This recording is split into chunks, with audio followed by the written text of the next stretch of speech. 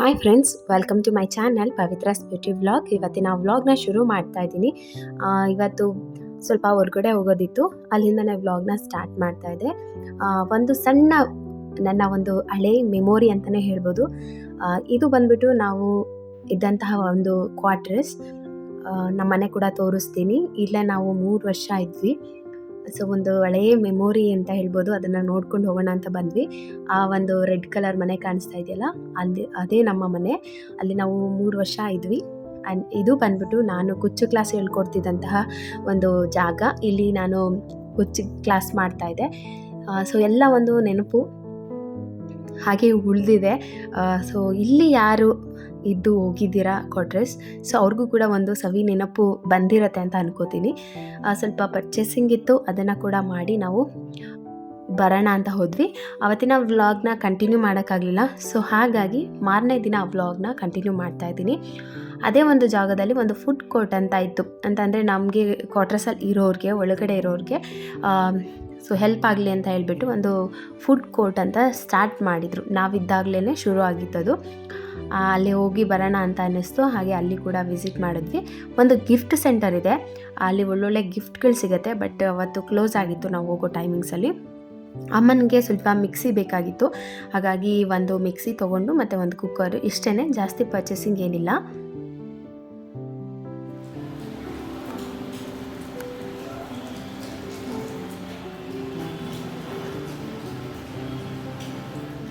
ಇವತ್ತು ಮಾರನೇ ದಿನದ ವ್ಲಾಗ್ನ ಕಂಟಿನ್ಯೂ ಮಾಡ್ತಾ ಇದ್ದೀನಿ. ಇವತ್ತು ತುಂಬ ಮಳೆ ಬರ್ತಾಯಿತ್ತು. ಫುಲ್ ಡೇ ಮಳೆ ಅಂತಲೇ ಹೇಳ್ಬೋದು, ಒಂಥರ ಜಡಿ ಮಳೆ. ಸೊ ಹಾಗೆ ಇವತ್ತಿನ ವ್ಲಾಗ್ನ ಕಂಟಿನ್ಯೂ ಮಾಡೋಣ ಅಂತ ಹೇಳ್ಬಿಟ್ಟು ಕಂಟಿನ್ಯೂ ಮಾಡಿದೆ. ಮಕ್ಕಳನ್ನ ಯಾವಾಗಲೂ ಅಷ್ಟೇ, ಕೆಲವೊಂದಿಷ್ಟು ಕಮೆಂಟ್ಸಲ್ಲಿ ನಮ್ಮ ಮಕ್ಕಳು ನಮ್ಮನ್ನು ಬಿಟ್ಟು ಇರೋದೇ ಇಲ್ಲ, ಅಳ್ತಾರೆ ಅಂತ ಹೇಳ್ತಾರೆ. ಅದು ಅಭ್ಯಾಸ ಮಾಡಿಸ್ದಂಗೆ ಇರುತ್ತೆ. ಸ್ವಲ್ಪ ಮಕ್ಕಳಿಗೆ ಅವ್ರಿಗೆ ಆಟ ಆಡೋದ್ರ ಮೇಲೆ ಕಾನ್ಸಂಟ್ರೇಷನ್ ಗೊತ್ತಾಗ್ತಾ ಅವರು ಕೂಡ ಆಟ ಆಡೋದ್ರ ಕಡೆ ಗಮನ ಕೊಡ್ತಾರೆ. ಅದ್ರ ಬಗ್ಗೆ ಏನೂ ಇಲ್ಲ. ಚಿಕ್ಕ ಮಕ್ಕಳಲ್ಲಿ ಹಾಗೇನೆ, ಅವ್ರಿಗೆ ಆಟ ಆಡೋದಕ್ಕೆ ಬರಲ್ವಲ್ಲ. ಸೊ ಹಾಗಾಗಿ ಯಾರಾದರೂ ನಮ್ಮನ್ನ ಎತ್ಕೊಳ್ಳಿ ಅಂತ ಇದು ಮಾಡ್ತಾರೆ. ಸಾಧ್ಯವಾದಷ್ಟು ಅವ್ನ ಆಟ ಆಡೋದಕ್ಕೆ ಬಿಡಿ, ಒಬ್ಬರೇ ಅಥವಾ ಕೂರಿಸ್ಬಿಟ್ಟು ಆಟ ಆಡೋದಕ್ಕೆ ಟ್ರೈ ಮಾಡಿ. ಈಗ ಸ್ವಲ್ಪ ಡೈನಿಂಗ್ ಟೇಬಲ್ನ ನೀವು ಮುಂಚೆ ನೋಡಿದ್ರಿ, ಯಾವಾಗಲೂ ಕೂಡ ಒಂಥರ ಖಾಲಿ ಇದ್ದರೆ ಚೆನ್ನಾಗಿರಲ್ಲ ಅಲ್ವಾ. ಸೊ ಹಾಗಾಗಿ ಸ್ವಲ್ಪ ಏನಾದರೂ ಚೇಂಜಸ್ ಮಾಡೋಣ ಅಂತ ಅದನ್ನೇ ಇರೋದ್ರಲ್ಲೇ. ಬಟ್ ನನಗೇನಾದ್ರು ಪರ್ಚೇಸ್ ಎಲ್ಲ ಮಾಡಿಲ್ಲ. ಮನೇಲಿ ಒಂದು ಕ್ಲಾತ್ ಇತ್ತು, ಅದರೊಳಗೆ ಡೈನಿಂಗ್ ಟೇಬಲ್ ರನ್ನರ್ ಥರ ಮಾಡಿ ಮೇಕ್ ಓವರ್ ಮಾಡೋಣ ಅಂತ ಅಂದ್ಕೊಂಡೆ. ಡೈನಿಂಗ್ ಟೇಬಲ್, ಚೇರ್ ಎಲ್ಲನೂ ಕೂಡ ಕ್ಲೀನ್ ಮಾಡ್ತಾಯಿದ್ದೀನಿ. ಇಲ್ಲಿ ಕ್ಲೀನ್ ಮಾಡೋದಕ್ಕೂ ಅಷ್ಟೇ ನಾನೇನು ಕೆಮಿಕಲ್ಸ್ ಯೂಸ್ ಮಾಡಿಲ್ಲ. ಒಂದು ಸ್ವಲ್ಪ ಡ್ರಾಪಷ್ಟು ಶ್ಯಾಂಪೂನ ನೀರಲ್ಲಿ ಮಿಕ್ಸ್ ಮಾಡಿಬಿಟ್ಟು ಸ್ಪ್ರೇ ಮಾಡಿದ್ದೀನಿ ಅಷ್ಟೇ. ಅದರಲ್ಲಿ ಆಲ್ಮೋಸ್ಟ್ ಎಲ್ಲ ಕ್ಲೀನ್ ಆಗುತ್ತೆ. ಡೈನಿಂಗ್ ಟೇಬಲ್ ಆದ್ದರಿಂದ ಜಾಸ್ತಿ ಕೆಮಿಕಲ್ ಇರೋವಂಥದ್ದು ಏನಾನು ಯೂಸ್ ಮಾಡಬಾರ್ದು ಅಂತ. ಸೊ ಹಾಗಾಗಿ ಹೋಮ್ ಮೇಡ್ ಏನಾದರೂ ನೀವು ಕ್ಲೀನಿಂಗ್ ಸ್ಪ್ರೇನ ರೆಡಿ ಮಾಡಿ ಯೂಸ್ ಮಾಡೋದು ಒಳ್ಳೆಯದು. ಇಲ್ಲಿ ನನ್ನ ಹತ್ರ ಈ ಥರ ಒಂದು ಲೆಮನ್ ಪ್ರಿಂಟ್ ಇರೋವಂಥ ಒಂದು ಕ್ಲಾತ್ ಇತ್ತು. ಸೊ ಅದನ್ನು ಸ್ಟಿಚ್ ಮಾಡೋದಕ್ಕೂ ಕೂಡ ಇವಾಗ ನನ್ನ ಕೈಯಲ್ಲಿ ಟೈಮ್ ಇರಲಿಲ್ಲ. ಸೊ ಹಾಗಾಗಿ ಈ ಥರ ಫೋಲ್ಡ್ ಮಾಡಿಕೊಂಡೆ. ನಿಮಗೆ ಸಿಗುತ್ತೆ ತುಂಬ ಡಿಸೈನ್ ಇರುವಂತಹ ಡೈನಿಂಗ್ ಟೇಬಲ್ ರನ್ನರ್ ಸಿಗುತ್ತೆ. ಅದರಲ್ಲಿ ಕೂಡ ನೀವು ಏನೋ ಒಂದು ಆರ್ಗನೈಸ್ ಮಾಡ್ಬೋದು. ಆ್ಯಕ್ಚುಲಿ ಡೈನಿಂಗ್ ಟೇಬಲ್ ಈ ಥರ ಇದ್ದರೆ ತುಂಬ ಚೆನ್ನಾಗಿರುತ್ತೆ. ಯಾವಾಗಲೂ ಕೂಡ ಮನೆ ಒಳಗೆ ಮೇನ್ ಅಟ್ರಾಕ್ಷನ್ ಆಗಿರುತ್ತೆ. ಸೊ ಹಾಗಾಗಿ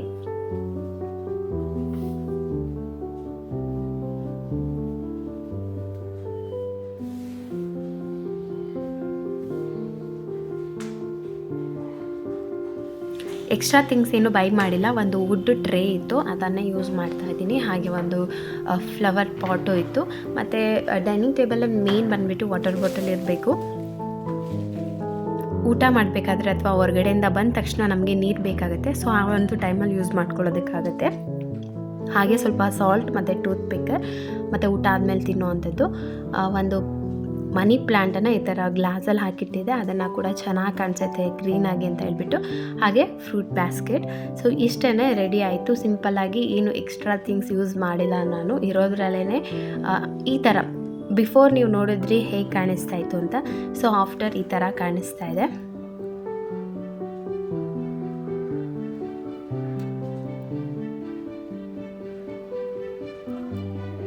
ಸೊ ಸಿಂಪಲ್ ಆಗಿದ್ರೂ ಒಂಥರ ಅಟ್ರ್ಯಾಕ್ಟ್ ಆಗಿರುತ್ತೆ ಮನೆಯಲ್ಲಿ. ಸೊ ನನಗೂ ತುಂಬ ಇಷ್ಟ ಆಯಿತು. ನಾರ್ಮಲ್ ಆಗಿರೋದಕ್ಕಿಂತ ಈ ಥರ ಇದ್ದಾಗ ಒಂಥರ ಏನೋ ಡಿಫ್ರೆಂಟ್ ಅಂತ ಅನ್ನಿಸ್ತು.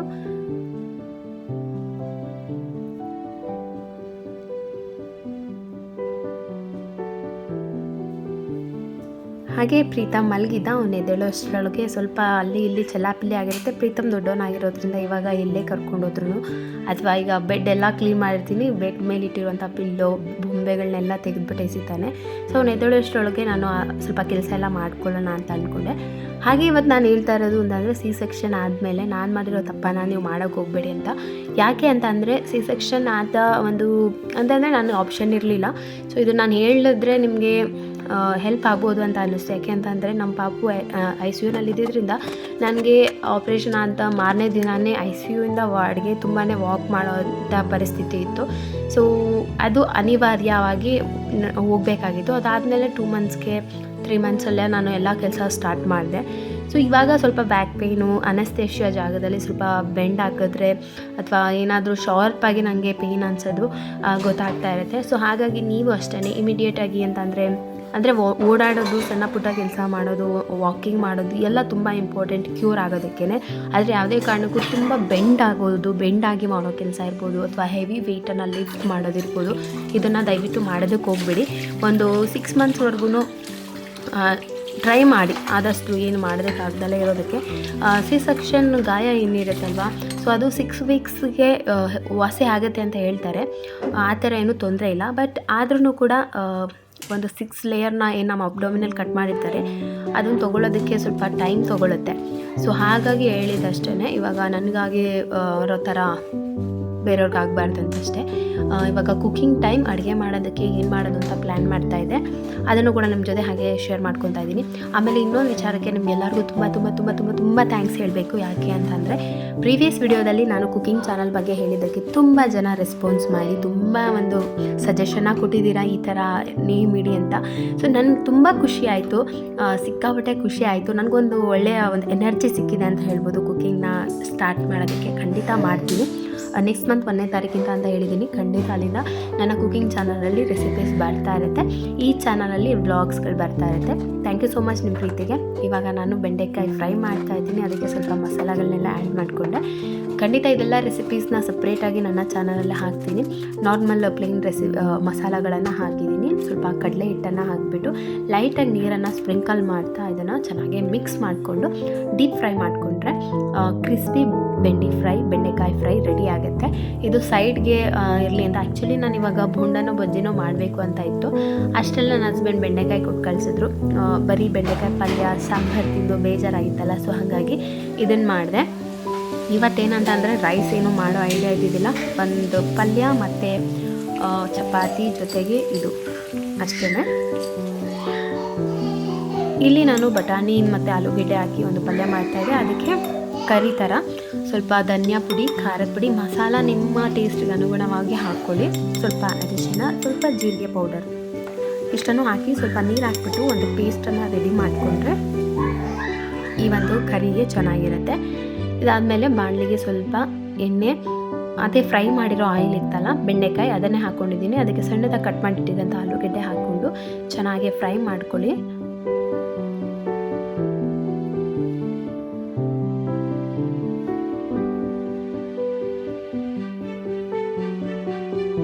ಅದನ್ನು ಸೆಪ್ರೇಟಾಗಿ ತೆಗೆದಿಟ್ಬಿಟ್ಟು ಸ್ವಲ್ಪ ಜೀರಿಗೆ, ಚಕ್ಕೆ, ಪಲಾವ್ ಎಲೆ, ಒಣಮೆಣಸಿನ್ಕಾಯಿ, 1.5 ಸ್ಪೂನಷ್ಟು ಕಡಲೆ ಹಿಟ್ಟನ್ನು ಹಾಕ್ಕೊಂಡಿದ್ದೀನಿ. ಇದನ್ನು ಚೆನ್ನಾಗಿ ಫ್ರೈ ಮಾಡಿಬಿಟ್ಟು ಅದಕ್ಕೆ ನಾನು ಮಸಾಲ ರೆಡಿ ಮಾಡಿದ್ನಲ್ಲ ಅದನ್ನು ಹಾಕಿಬಿಟ್ಟು ಈ ಮಸಾಲಾನ ಆಯಿಲಲ್ಲಿ ಚೆನ್ನಾಗಿ ಫ್ರೈ ಮಾಡಿ ಆ ಮಸಾಲದು ರಾಸ್ ಮೇಲೆ ಹೋಗಬೇಕು, ಇಲ್ಲ ಅಂತಂದರೆ ನಿಮಗೆ ಕರೀಲಿ ಆ ರಾಸ್ ಮೇಲೆ ಉಳಿದು ಬಿಡುತ್ತೆ. ಅದಾದಮೇಲೆ ಟೊಮೊಟೊ ಪ್ಯೂರಿಯನ್ನು ಹಾಕ್ಕೊಂಡಿದ್ದೀನಿ. ಅದನ್ನು ಕೂಡ ಅಷ್ಟೇ ಚೆನ್ನಾಗಿ ಫ್ರೈ ಮಾಡಿ ಲಿಡ್ನ ಕ್ಲೋಸ್ ಮಾಡಿಬಿಟ್ಟು ಎಣ್ಣೆ ಸಪ್ರೇಟ್ ಆಗೋವರೆಗೂ ಚೆನ್ನಾಗಿ ಬಾಯ್ಲ್ ಮಾಡ್ಕೊಳ್ಳಿ. ಅದಾದಮೇಲೆ ಫ್ರೈ ಮಾಡಿಟ್ಟಿದ್ವಲ್ಲ ಆಲೂಗೆಡ್ಡೆ ಪೀಸನ್ನು ಹಾಕ್ಕೊಂಡು ಬಟಾಣಿ ಹಾಕಿದ್ರೆ ರೆಡಿ ಆಗುತ್ತೆ. ಇದಕ್ಕೆ ಲಾಸ್ಟಲ್ಲಿ ಸ್ವಲ್ಪ ಕೊತ್ತಂಬರಿ ಸೊಪ್ಪು ಹಾಕೊಳ್ಳೋದು. ಬಟಾಣಿ ಹಾಕಿದ್ಮೇಲೆ ಲಿಡ್ಡನ್ನು ಕ್ಲೋಸ್ ಮಾಡಿಬಿಟ್ಟು ಚೆನ್ನಾಗಿ ಬಾಯ್ಲ್ ಮಾಡ್ಕೊಳ್ಳಿ. ವೆಜ್ ಕರಿ ರೆಡಿ ಆಯಿತು. ಇವಾಗ ನಾನು ಡ್ರೈ ಚಪಾತಿ ಮಾಡ್ತಾಯಿದ್ದೀನಿ. ಸೊ ಇದನ್ನು ಮಾಡೋದು ಕೂಡ ನಾನು ಹೇಳಿದ್ದೀನಿ ಯಾವ ಥರ ಅಂತ. ಒಂದ್ಸರಿ ಹೆಂಚಿನ ಮೇಲೆ ಚೆನ್ನಾಗಿ ಬಿಸಿ ಮಾಡಿಬಿಟ್ಟು ಎರಡೂ ಕಡೆ ಚೆನ್ನಾಗಲ್ಲ, ಲೈಟಾಗಿ ಬೆಚ್ಚಗಾದರೆ ಸಾಕು. ಅದಾದಮೇಲೆ ಡೈರೆಕ್ಟ್ ಫ್ಲೇಮ್ ಮೇಲೆ ಇಟ್ಬಿಟ್ಟು ಹೈ ಫ್ಲೇಮ್ ಮಾಡಿಬಿಟ್ಟು ಮಾಡಿದ್ರೆ ಪೂರಿ ಥರ ಹೋಗುತ್ತೆ. ಇಷ್ಟೇ ಇವತ್ತಿನ ಡಿನ್ನರ್ ರೆಡಿ ಆಯಿತು. ಸೊ ವ್ಲಾಗ್ ಜೊತೆಗೆ ಈ ಥರ ನನ್ನ ಒಂದು ಎಕ್ಸ್ಪೀರಿಯೆನ್ಸ್ನ ನಿಮ್ಮ ಜೊತೆ ಶೇರ್ ಮಾಡ್ಕೊಬೇಕು ಅಂತ ಇತ್ತು. ಯಾವತ್ತೂ ಅಷ್ಟೇ ನಾವು ಈ ಒಂದು ನಮ್ಮ ನೈಸರ್ಗಿಕವಾಗಿ ಆಗುತ್ತೆ ಅಂತ ಹೇಳ್ತಾರಲ್ಲ, ನೇಚರ್ಗೆ ಆಪೋಸಿಟಾಗಿ ಯಾವುದೇ ಕೆಲಸನ ಮಾಡಬಾರ್ದು, ಅದು ನಮ್ಮ ದೇಹಕ್ಕೆ ಒಳ್ಳೆಯದಲ್ಲ. ಸಾಧ್ಯವಾದಷ್ಟು ಸಿ ಸೆಕ್ಷನ್ ಮೊರೆ ಹೋಗೋದು ಬೇಡ. ಯಾಕೆ ಅಂತ ಅಂದರೆ ಇವೆಲ್ಲ ಏನಂತ ಅಂದರೆ ನೇಚರ್ಗೆ ಅಪೋಸ್ ಮಾಡ್ದಂಗೆ ಇವೆಲ್ಲ ಸಿ ಸೆಕ್ಷನ್ ಇರ್ಬೋದು, ಮತ್ತೊಂದಿರ್ಬೋದು. ಯಾವಾಗ ಅತಿಯಾಗಿ ನಮಗೆ ಇಲ್ಲ ತಾಯಿ ಮಗುವನ್ನ ಉಳಿಸ್ಕೋಬೇಕು ಅಂತಂದರೆ ಖಂಡಿತ ಸಿ ಸೆಕ್ಷನ್ ಮಾಡಲೇಬೇಕು ಅನ್ನೋವಂಥ ಒಂದು ಪರಿಸ್ಥಿತಿ ಇರುತ್ತೆ. ಆ ಒಂದು ಟೈಮಲ್ಲಿ ಆ ಒಂದು ಏನು ಆಪ್ಷನನ್ನು ತೊಗೊಳ್ಳಿ, ಇಲ್ಲಾಂದರೆ ಬೇಡ. ಯಾಕೆಂತಂದರೆ ನನ್ನ ಒಂದು ಸ್ಥಿತಿ ಬಂದುಬಿಟ್ಟು ಆಲ್ಮೋಸ್ಟ್ ಇಬ್ಬರಲ್ಲಿ ಒಬ್ರಿಗೆ ಡೇಂಜರ್ ಆಗೋವಂಥ ಸ್ಥಿತಿಯಲ್ಲೇ ಈ ಮೂರು ಕೂಡ ಆಗೋಯಿತು. ಬಟ್ ಇನ್ನು ಬೇರೆಯವ್ರಿಗೆ ಯಾರಿಗಾದರೂ ಆ ಥರ ಇದ್ದರೆ, ಅಂದರೆ ಸ್ವಲ್ಪ ಜನ ಸ್ವಇಚ್ಛೆಯಿಂದ ಸಿ ಸೆಕ್ಷನ್ ಮಾಡಿಸ್ಕೊಳ್ಳೋರಿದ್ದಾರೆ, ಈ ಡೇಟು ಟೈಮು ಅದೆಲ್ಲ ನೋಡಿಕೊಂಡು. ಸೊ ಅದು ಒಳ್ಳೆಯದಲ್ಲ. ನಮ್ಗೆ ಗೊತ್ತಿರೋರು ಅಥವಾ ಎಕ್ಸ್ಪೀರಿಯೆನ್ಸ್ ಮಾಡಿರೋರು ಖಂಡಿತ ಅವ್ರಿಗೊಂದು ಸಜೆಷನ್ನ ಕೊಡಬೇಕಾಗತ್ತೆ. ಯಾಕೆ ಅಂತಂದರೆ ಇವಾಗ ಗೊತ್ತಿರಲ್ಲ ಅವ್ರಿಗೆ ಸಿ ಸೆಕ್ಷನ್ ಅಂದರೆ ಏನು ಅಂತ. ಅವರು ಏನಂತಂದರೆ ಸಿ ಸೆಕ್ಷನ್ ಆಯಿತು, ಬೇಗ ಅವ್ರು ರಿಕವರ್ ಆಗಿಬಿಟ್ರು, ಚೆನ್ನಾಗಿ ಓಡಾಡ್ತಾ ಇದ್ದಾರೆ, ಆ ಒಂದು ಲೈವ್ ಆಗಿ ಪೇಯ್ನನ್ನು ನೋಡಲ್ಲ ಅನ್ನೋ ಒಂದಿರುತ್ತೆ ಅವ್ರಿಗೆ. ಸೊ ಹಾಗಾಗಿ ಹೆಣ್ಮಕ್ಳು ಜಾಸ್ತಿ ಸಿ ಸೆಕ್ಷನ್ ಬೇಡ. ಸೊ ಇದನ್ನು ಮನೆಯವರು ಸ್ವಲ್ಪ ತಿಳಿಸಿ ಹೇಳಬೇಕಾಗತ್ತೆ ಅಷ್ಟೇ. ಯಾಕೆ ಅಂತಂದರೆ ಸಿ ಸೆಕ್ಷನ್ ಆದಮೇಲೆ ಸ್ವಲ್ಪ ಸ್ಟ್ರೆಸ್ ಜಾಸ್ತಿ ಆಗುತ್ತೆ ಹೆಣ್ಮಕ್ಳಲ್ಲಿ ಅಂತ ಹೇಳ್ತಾರೆ. ತುಂಬ ಜನ ಕೋಪ ಬರುತ್ತೆ, ಮಗು ನೋಡ್ಕೊಳಕ್ಕಾಗಲ್ಲ ನನಗೆ ಅಂತ ಹೇಳ್ತಾ ಇರ್ತಾರಲ್ವ. ಸೊ ಇದೆಲ್ಲ ಒಂದು ರೀಸನ್ ಅಷ್ಟೇ. ಸೊ ಸೈಡ್ ಎಫೆಕ್ಟ್ಸ್ ಅಂತೂ ಇದ್ದೇ ಇರುತ್ತೆ ಸಿ ಸೆಕ್ಷನಲ್ಲಿ. ಅದು ಬಿಟ್ಟರೆ ಲೈಫಲ್ಲೇನು ಕಷ್ಟ ಆಗುತ್ತೆ, ತೀರಾ ಆಗೋದೇ ಇಲ್ಲ ಅಂತಲ್ಲ, ಅದು ಒಂದು ಆಪ್ಷನ್ ಅಷ್ಟೇ ಸಿ ಸೆಕ್ಷನ್. ಇದನ್ನು ಒಳ್ಳೆಯ ರೀತಿ ತೊಗೊತೀರಾ ಅಂತ ಅಂದ್ಕೊಂಡಿದ್ದೀನಿ. ಯಾಕೆ ಅಂತಂದರೆ ಅದರ ಪೇಯ್ನ್ ನಾನು ನೋಡ್ತಾ ಇದ್ದೀನಲ್ಲ. ಸೊ ಹಾಗಾಗಿ ಇವಾಗ ಸ್ವಲ್ಪ ಟೈಮ್ ಆಯಿತು, ಊಟ ಎಲ್ಲ ಮಾಡೋಣ ಅಂತ ಆರಾಮಾಗೆ ಊಟನ ಮಾಡ್ತಾಯಿದ್ದೀವಿ. ತುಂಬ ಜನ ನನಗೆ ರಿಪೀಟೆಡಾಗಿ ಕೇಳೋದು ಈ ಒಂದು ಸಿ ಸೆಕ್ಷನ್ ಆಪ್ರೇಷನ್ ಬಗ್ಗೆ. ಯಾಕೆ ಅಂತ ಅಂದರೆ ಬಹುಶಃ ನಾನು ಡಿಟೇಲಾಗಿ ಹೇಳ್ಕೊಂಡಿರೋದ್ರಿಂದ ಇರ್ಬೋದು, 3ನೇ ಸಿ ಸೆಕ್ಷನ್ ಆಗಿದೆ, ಸೊ ಇದರಿಂದ ಏನೂ ಪ್ರಾಬ್ಲಮ್ ಆಗೋದಿಲ್ಲ ಅಂತ ಹೇಳ್ಬಿಟ್ಟು. ಅವಶ್ಯಕತೆ ಇದ್ದರೆ ಮಾತ್ರ ನಾನು ಹೇಳೋದು ಏನಂತ ಅಂದರೆ, ಅವಾಗಲಿಂದನೂ ಅದನ್ನೇ ಹೇಳ್ತಾ ಇರೋದು, ಸಿ ಸೆಕ್ಷನ್ ಅಂತ ಅಂದ್ರೇ ತೀರಾ ಮಗುಗೆ ತಾಯಿಗೆ ಪ್ರಾಬ್ಲಮ್ ಆಗುತ್ತೆ ಅಂದಾಗ ಮಾತ್ರನೇ ಮಾಡೋದು. ಬಟ್ ಇವಾಗ ಅದು ಒಂಥರ ಫ್ಯಾಷನ್ ಆಗಿಬಿಟ್ಟಿದೆ. ಪೇಯ್ನ್ ಯಾರು ನೋಡ್ತಾರೆ ಸಿ ಸೆಕ್ಷನ್ ಮಾಡಿಸ್ಕೊಂಬಿಡೋಣ ಅಂತ. ಬಟ್ ಏನಂತ ಅಂದರೆ ಸಿ ಸೆಕ್ಷನ್ ಬಂದುಬಿಟ್ಟು ಲೈಫ್ ಲಾಂಗ್ ಆಗುವಂಥ ಒಂದು ಡ್ಯಾಮೇಜ್, ನಮ್ಮ ಬಾಡಿಗೆ ನಾವೇ ಮಾಡ್ಕೊಳ್ಳೋಂಥ ಡ್ಯಾಮೇಜ್. ಡಾಕ್ಟರ್ಸ್ ಎಲ್ಲ ಹೇಳ್ತಾರೆ ಅದೇನು ಮೇಜರ್ ಆಪ್ರೇಷನ್ ಅಲ್ಲ ಅಂತ. ಬಟ್ ನಮಗೆ ಖಂಡಿತ ಅದ್ರದ್ದು ಎಫೆಕ್ಟ್ ಗೊತ್ತಾಗ್ತಾ ಇರುತ್ತೆ. ಎಷ್ಟೋ ಜನ ಹೆಣ್ಮಕ್ಳಿಗೆ ಸಿ ಸೆಕ್ಷನ್ ಆಗಿರೋರಿಗೆ ಅದ್ರ ಪ್ರೆಸೆಂಟ್ ಇವಾಗ ಗೊತ್ತಾಗಿರುತ್ತೆ ಅದ್ರದ್ದು ಪೇಯ್ನ್ ಏನು ಅಂತ ಹೇಳ್ಬಿಟ್ಟು.